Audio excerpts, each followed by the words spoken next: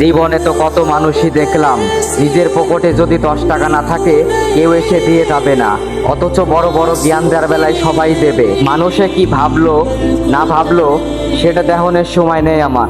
সফলতা আনতে হয়, অক্লান্ত পরিশ্রম আর ধৈর্য সফলতা এনে দেয়। আমি কখনো ভাবতেই পারি নাই যে আমার এই গেঞ্জি নিয়েও টপিক তুলতে হবে।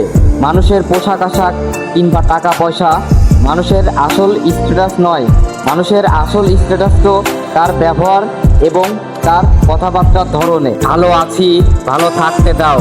ক্যাপ পরা এটা আমার ফ্যাশন, সানগ্লাস পরা এটা আমার স্টাইল, আর গেঞ্জি পরা এটা আমার ড্রিম।